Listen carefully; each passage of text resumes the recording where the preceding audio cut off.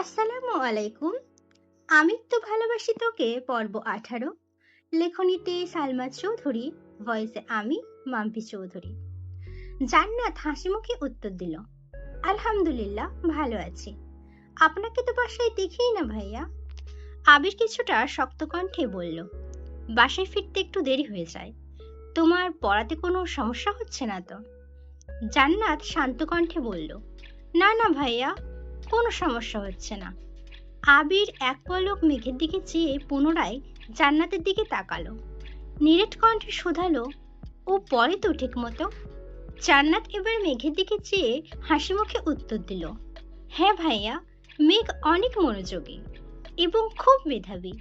আপনি চিন্তা করবেন না প্লিজ। আবির ছোট করে শোধালো, খেয়েছো কিছু? বসো, খাবার খেয়ে যেও। জান্নাত তৎক্ষণাৎ বললেন, নাস্তা করেছি ভাইয়া, আর কিছু খাবো না। আসি তাহলে আজ। ওদের কথোপকথন শোনার জন্য মেঘ কিছুটা হেঁটে সামনের দিকে এগিয়ে আসলো। আবির স্বাভাবিক কণ্ঠে বলল, সাবধানে যেও। জান্নাত এক কাল হেসে বলল, আপনি আমাদের বাসায় বেড়াতে চাইবেন? আবির হালকা হেসে উত্তর দিল, সময় পেলে অবশ্যই যাব। প্রথমের কথাগুলো ঠিকমতো না শুনলেও শেষের কথাগুলো মেঘ স্পষ্ট শুনতে পেয়েছে। জান্নাত মেঘকে আল্লাহ হাফেজ বলে বেরিয়ে গেছে বাসা থেকে। এদিকে মেঘের বুক কেঁপে উঠল। মেঘ যেন নিজের কানকে বিশ্বাস করতে পারছে না। আনমনে ভাবছে, জান্নাত আপু আবির ভাইকে বাসায় যেতে বলেছেন। আবির ভাইও আবার হাসি মুখে বলেছেন সময় পেলে যাবে। কই, আবির ভাই তো আমার সাথে এত ভালো আচরণ করেন না। উনি তো আমার সাথে আজ পর্যন্ত হাসি মুখে কথাই বলেননি। তাছাড়া জান্নাত আপুকে তো তানভীর ভাইয়া নিয়ে আসছিল। তাহলে আবির ভাই কিভাবে চিনেন? মেঘ আহত চোখে তাকিয়ে রইল আবির ভাইয়ের পানে। আবির দরজা বন্ধ করে সিঁড়ির দিকে যেতে নিলে সহসা পথ আটকে সামনে দাঁড়ালো অষ্টাদশী।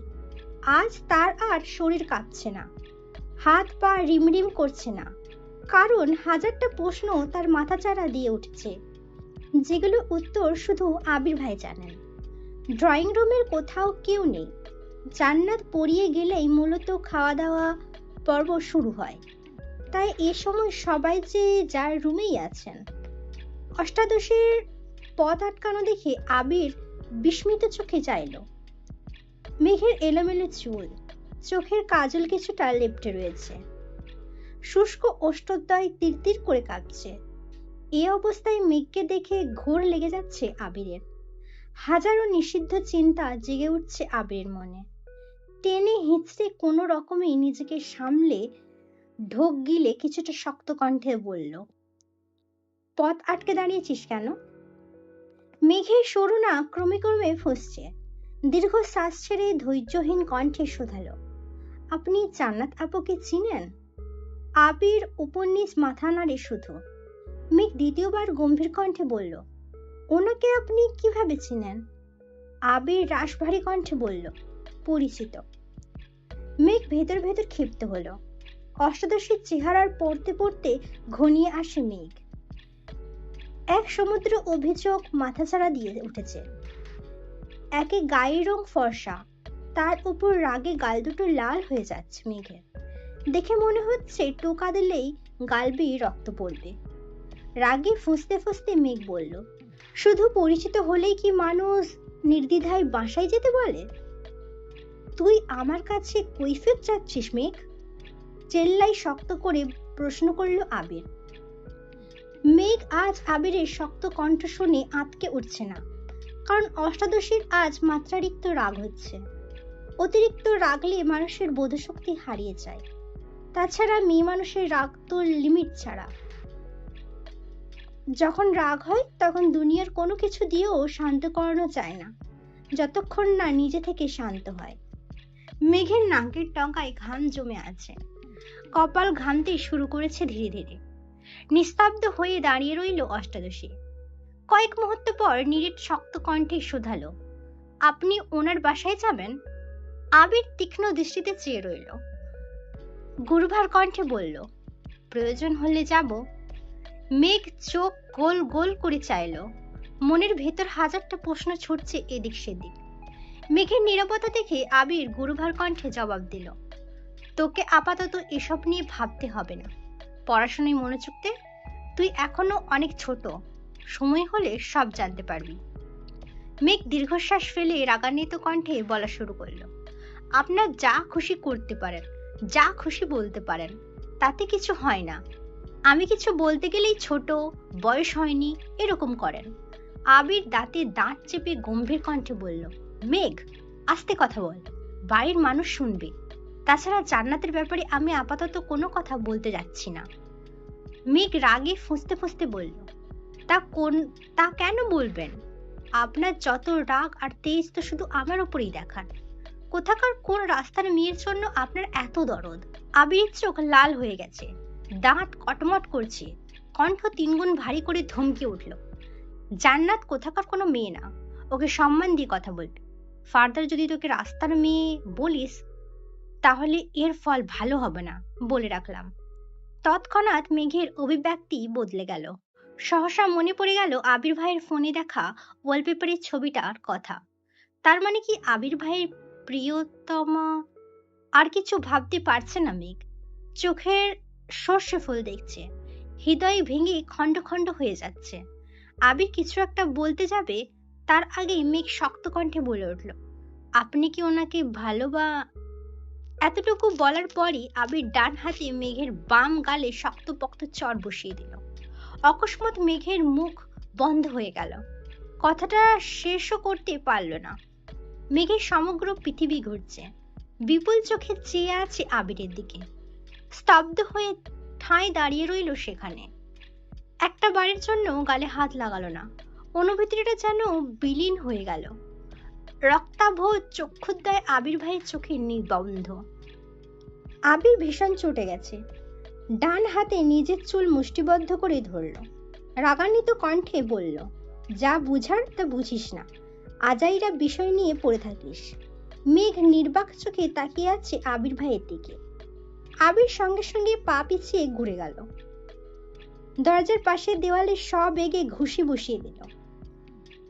তা দেখে কেঁপে ওঠে অষ্টাদশী, বাম হাত দিয়ে মেইন গেট খুলে বেরিয়ে গেল বাসা থেকে। মেঘ ঠায় দাঁড়িয়ে আছে সেখানে, দীর্ঘ সময় পর চোখ বেয়ে গড়িয়ে পড়ে দুফোঁটা অশ্রু। ততক্ষণে মালিহা খান বেরিয়ে আসলেন রুম থেকে। মালিহা মেঘকে দরজামুখী দাঁড়িয়ে থাকতে দেখে প্রশ্ন করলেন, কি রে, এভাবে দাঁড়িয়ে আছিস কেন? ক্ষুধা লাগছে? মেঘ কিছুটা নড়ে উঠল, বড় আম্মুর দিকে না ঘুরেই শীতল কণ্ঠে বলল, না। তারপর পড়ার রুম থেকে বইগুলো নিয়ে সিঁড়ি দিয়ে উঠতে লাগলো।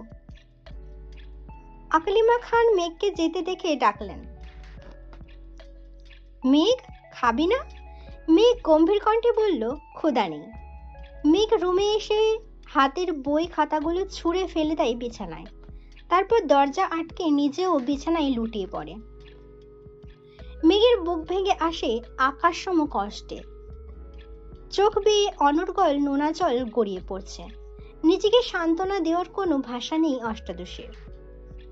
যে আবির ভাইয়ের থাপ্পড়ের ভয়ে গত একটা মাস আবির ভাইয়ের চোখে চোখ রেখে কথা বলেনি, আবির ভাই যা বলেছে চুপচাপ মেনে নিয়েছে, নিজের রাগ জেদ আর অভিমান আবির ভাইয়ের পদতলে চাপা দিয়ে দিয়েছিল, সেই আবির ভাই কিনা 1 মাস হওয়ার আগেই তাকে থাপ্পড় মারলো, তাও আবার কোথাকার কোন মেয়ের জন্য। এত শক্তপোক্ত চড়ে এখনো মুখের বাম পাশে ব্যথা করছে মেঘের। শোয়া থেকে উঠে আয়নার সামনে দাঁড়ালো, বাম গালে 5 আঙুলের দাগ হয়ে গেছে, রক্তবর্ণের সেই পাংশু। নিজের বিধ্বস্ত দৃষ্টতা দেখে আতকে ওঠে মেঘ। মুখমণ্ডলের ন্যায় অষ্টাদশীর কোমল হৃদয়টাকেও চূর্ণ বিচূর্ণ করে ফেলেছেন অনুভূতিহীন কাঠখোট্টা আবির ভাই। মেঘ আয়নার দিকে তাকিয়ে রইল কয়েক মুহূর্ত। আনমনে কি ভাবছে কে জানে।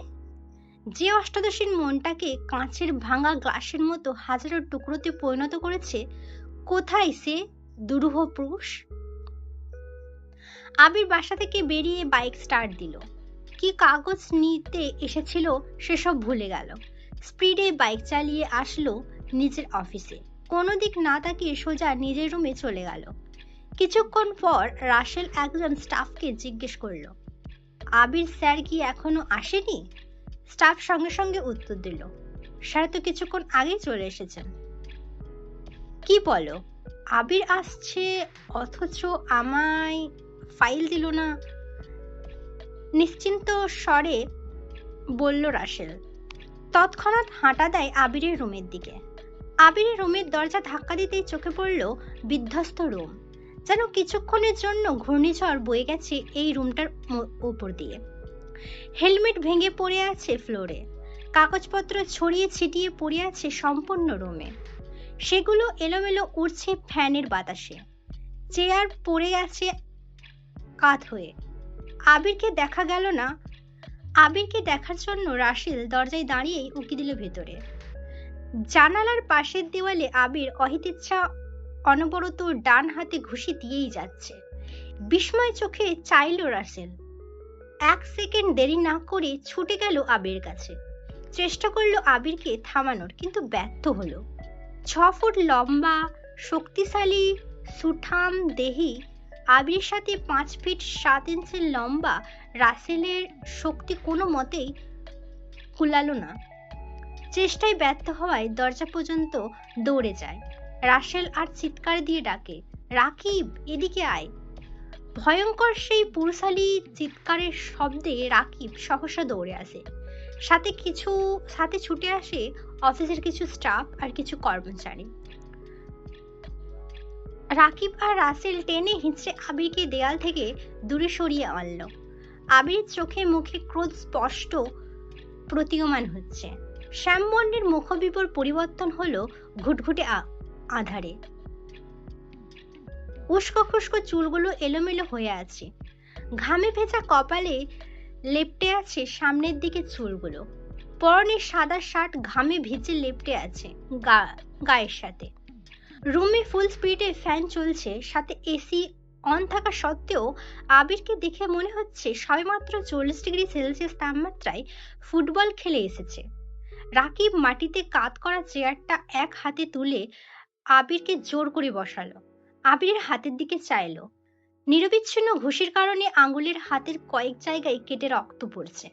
রাকিব তৎক্ষণাৎ ঘাড় ঘুরিয়ে তাকালো দেওয়ালে। সাদা রঙের দেওয়ালের কিছুটা অংশ বেয়ে রক্ত গড়িয়ে পড়ছে ফ্লোরে। রাকিব আটকে ওঠে, এক প্রকার চিৎকার দিয়ে বলল, রাসেল, ফার্স্ট এড বক্সের বের কর তাড়াতাড়ি। আবির এখনো জোর করছে চেয়ার থেকে ওঠার, কিন্তু রাকিব আবিরের পেট বরাবর শক্ত করে ঝাপটে ধরে পিতাব কণ্ঠে আর্তনাদ করে উঠল। তপ্ত স্বরে শুধালো, কি হয়েছে তোর? এমন করছিস কেন আবির? আবির সহসা চিৎকার দিয়ে বলল, ছাড় আমাকে। আবিরের রুষ্ট কণ্ঠের চিৎকারে কিছুটা নড়ে উঠল রাকিব, কিন্তু তারপরও ছাড়ল না। পুনরায় শক্ত কণ্ঠে বলল, কেন পাগলামো করছিস আবির? রাগটা একটু কম কর প্লিজ। কি হয়েছে বল আমায়। আবির দ্বিতীয়বার চেয়ার থেকে ওঠার চেষ্টা করে, কিন্তু এবার রাকিব আর একটু শক্ত করে আবিরকে চেপে ধরে। নিরেট কণ্ঠে বলল, মাথা ঠান্ডা কর আবির। আবির ব্যর্থ হয়ে বসে পড়ল চেয়ারে। আবিরের রক্তবর্ণের চোখ বেড়ে গড়িয়ে পড়ল ক্রোধ মিশ্রিত এক ফোঁটা জল। রাসেল ফার্স্ট এইড বক্স নিয়ে আসছে। দরজায় দাঁড়ালো একজন প্রশ্ন করছে, কি হয়েছে স্যার? কি হয়েছে স্যারের?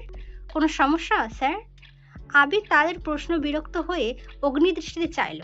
সঙ্গে সঙ্গে নীরব হয়ে গেল জনতা।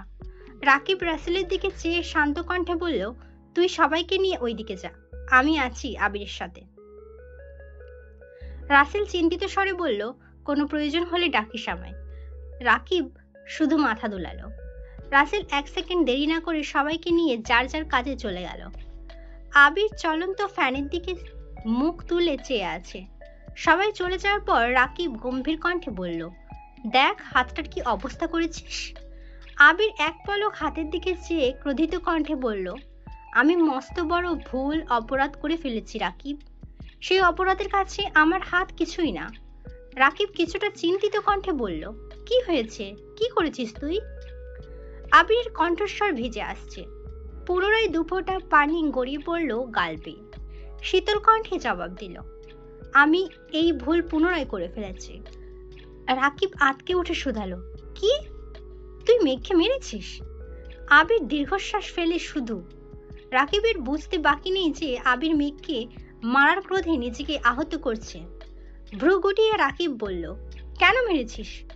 দীর্ঘশ্বাস ছেড়ে আবির বলল, আমায় জান্নাতের সাথে কথা বলতে দেখে মেঘের মাথায় রক্ত উঠে গেছে। যা তা উল্টোপাল্টা বলা শুরু করেছে। আমি রাগ কন্ট্রোল করতে পারিনি। কি বলছিস আবির? জান্নাতের জন্য তুই মেঘকে মারলি? অবাক চোখে তাকিয়ে আছে রাকিব। আমি মেঘকে মারতে চাইনি, বিশ্বাস কর। ও এক পর্যায়ে প্রশ্ন করে বসলো, আমি জান্নাতকে ভালোবাসি কিনা। এ কথাটা সহ্য করতে পারিনি।